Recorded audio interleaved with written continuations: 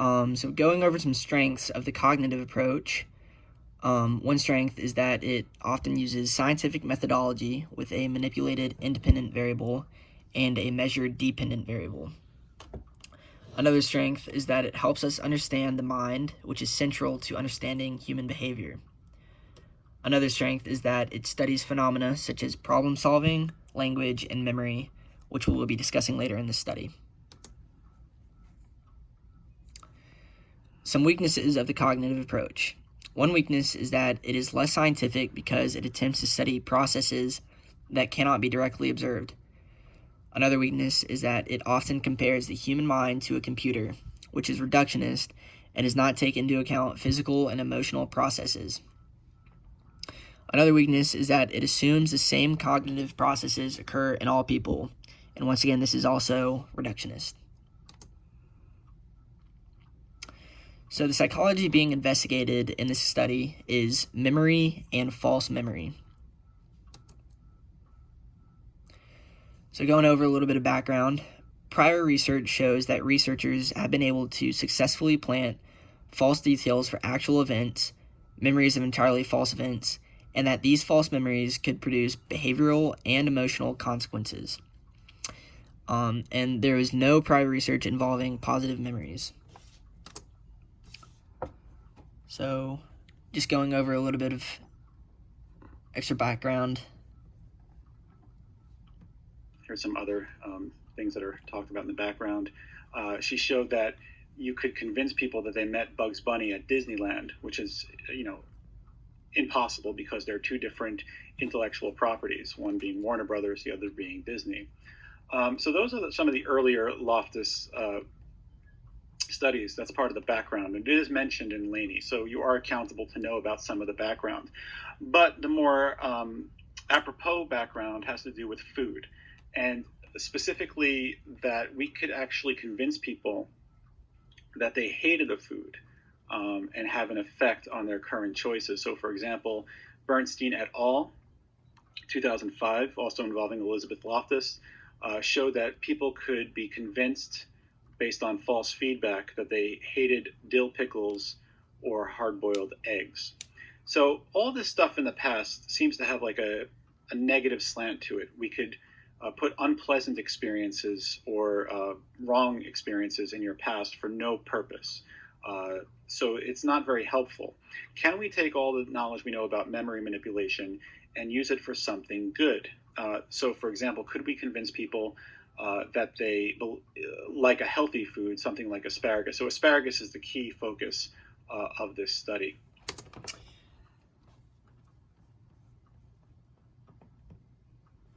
Okay. So continuing on,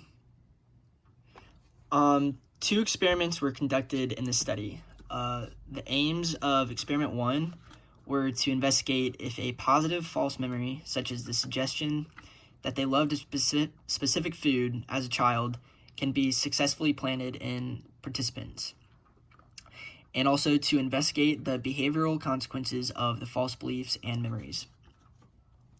The aims of experiment 2 were to replicate the findings of experiment 1 and to explain the underlying mechanisms for false memory.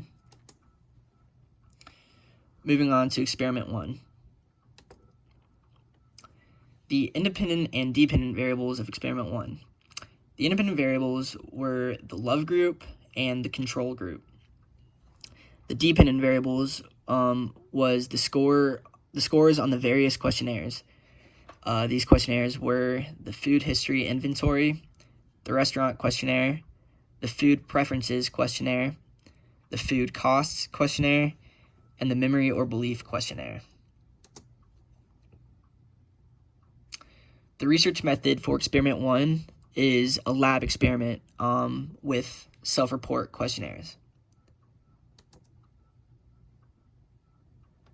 The sample of experiment 1 consisted of 128 undergraduates from the University of California who received course credits for participating in the study.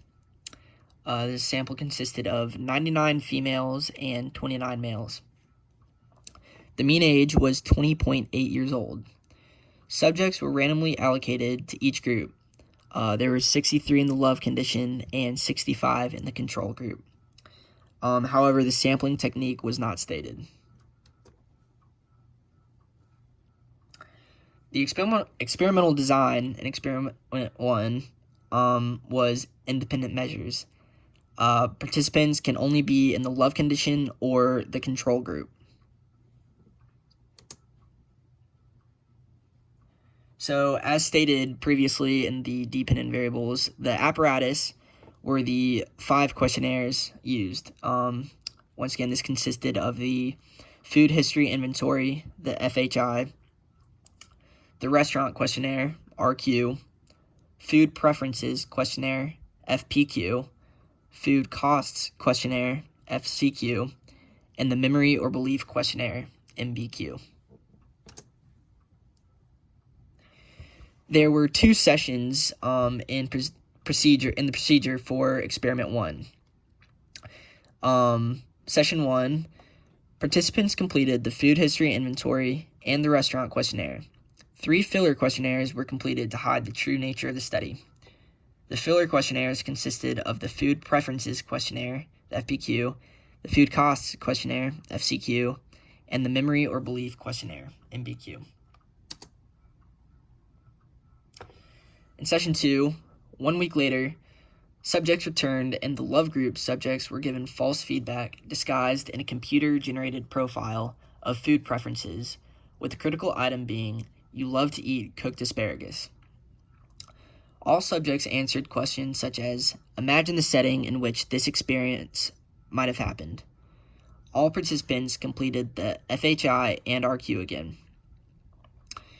All subjects completed the food preferences questionnaire, the food costs questionnaire, and the memory or belief questionnaire again as well. So, going over some more of the procedures.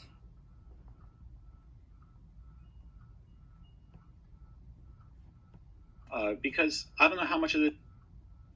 A lot of our food preferences are determined at a very young age.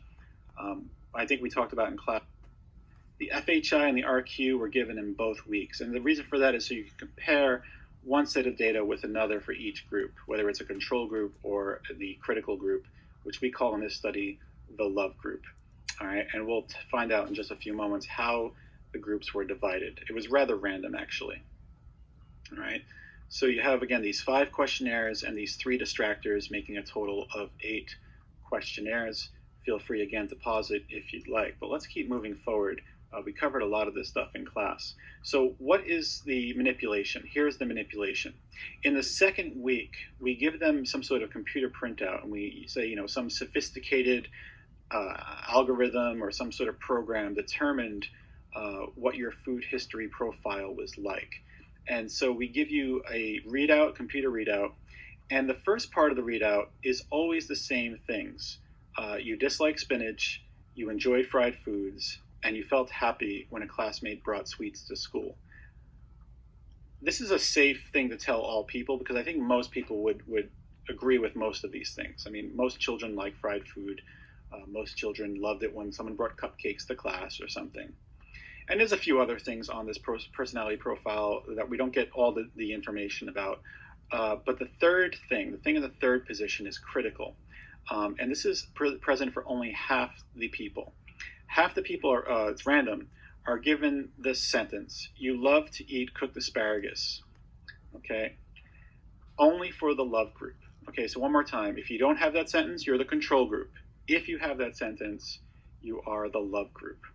Now, here's the problem with feedback. Whenever you give somebody feedback or some sort of thing to read, you can't guarantee that they're going to read it. So there was a request to have them respond to it in several ways.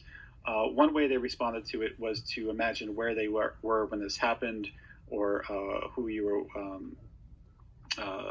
were with.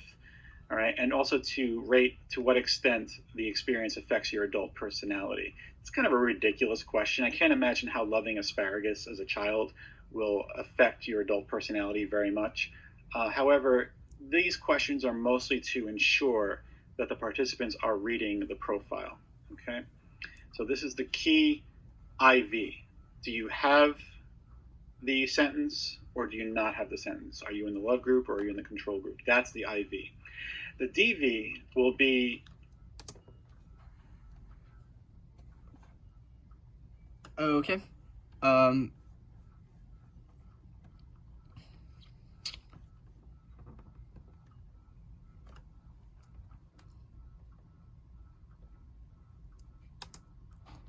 Moving on to the data type and results of experiment 1. The data type was quantitative, with this being the responses of the questionnaires. The results, so for the food history inventory, 31 subjects, this being 17 in the love group and 14 in the control group, were excluded because they already liked asparagus. 46 participants in the love group showed a mean increase of 2.6 points on the 8-point scale, compared to 0.2 increase for the control group. For the memory or belief questionnaire, 22% of the love group said that they had a memory, 35% had a belief, and 44% had no memory. On the restaurant questionnaire, believers were more likely to report a desire to eat asparagus in session 2 than the controls. So the conclusion for experiment 1. According to Laney et al., 48% of the participants said they had loved asparagus the first time they tried it as children, even though they began the study positive they did not. Some behavioral consequences were that the love group believers had a greater intention to eat asparagus. Moving on to experiment 2. The independent and dependent variables. The independent variable was whether the subjects were in the love group or the control group. The dependent variable was the participant scores on the various questionnaires. The research method of experiment 2 is similar to that of experiment 1, this being a lab experiment with self-report questionnaires. The sample of experiment 2 consisted of 103 undergraduates from the University of Washington. 64 were female and 39 were male. The mean age was 19.9 years old. Subjects were randomly assigned to either the love condition or the control group. There were 58 in the love group and 45 in the control group. And once again, the sampling technique was not stated.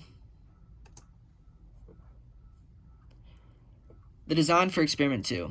The design was independent measures. Participants only took part in one of the two conditions, the love condition or the control group. As you can see, this is similar to that design in experiment 1. The apparatus of experiment 2. The same questionnaires were used in experiment 2 as that in experiment 1. However, there was an additional photograph questionnaire. This questionnaire was a series of photos of food, and subjects had to rate them on a 4-point scale, with 1 being the least appetizing and 4 being the most appetizing. There were two sessions in the procedure for experiment 2. In session 1, participants completed the food history inventory and the restaurant questionnaire. Moving on to session 2, 1 week later, participants returned and were given false feedback. The controls were not given false feedback. Subjects in the experimental group completed an elaboration exercise, answering questions about their memory for the event. Participants then viewed and rated 20 slides of common foods. After that, subjects completed the restaurant questionnaire, the food preferences questionnaire, and the food history inventory for a second time. When all questionnaires were completed, the subjects were fully debriefed. And I have another demonstration.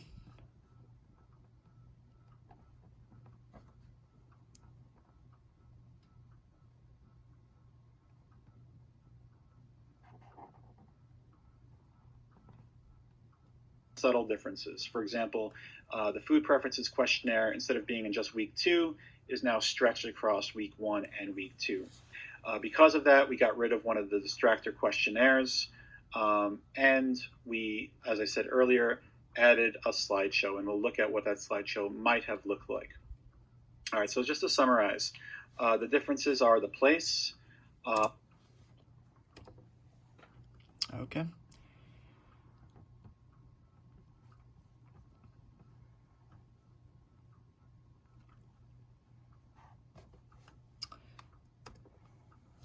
So moving on to the data of experiment 2. The data was both quantitative and qualitative, with the quantitative data being the ratings on the 1 through 8 scale and the 1 through 4 scale. The qualitative data consisted of important food-related event questions. So the results of experiment 2. For the food history inventory, the results were similar to that in experiment 1, which was the love group showed a mean increase of 2.5 points on the 8-point scale, whereas the control group showed very little difference. This was 1.07 points. For the memory or belief questionnaire, 28% of the love group said they had a memory, 28% had a belief, and 45% had no memory. Believers versus non-believers. Believers increased by 6.48 points on the 8-point scale, while non-believers increased 1.42 points. The conclusion for experiment 2. It is possible to implant false beliefs and false memories for a positive childhood experience, such as liking or loving asparagus the first time one tried it. False beliefs are associated with positive attitudinal and behavioral consequences. However, additional research is needed for long-term consequences of false food beliefs. Moving on to the evaluation of the study. Some strengths of the study were that it was in a laboratory experiment. This allowed it to be highly standardized. Another strength is that there were high levels of control, such as the rating scales and false feedback given. This allowed it for researchers. Researchers can be more confident it is the independent variable directly affecting the dependent variable. Another strength is that it uses quantitative data. Moving on to some weaknesses of the study. One weakness is that the sample was student volunteers. What this means is that the results might not generalize to the public. Another weakness is that the study lacks mundane realism. The study was conducted in a laboratory experiment. This decreases the ecological validity as the students were in an environment unusual to their everyday environment. So, some issues concerning ethics in the study. Deception. The participants were told they would be completing a series of questionnaires to help study the relationship between food preferences and personality. Informed consent was also an issue concerning this study because due to deception, there was no informed consent. However, all participants were debriefed after the experiment had finished. After the study had completed, I should say.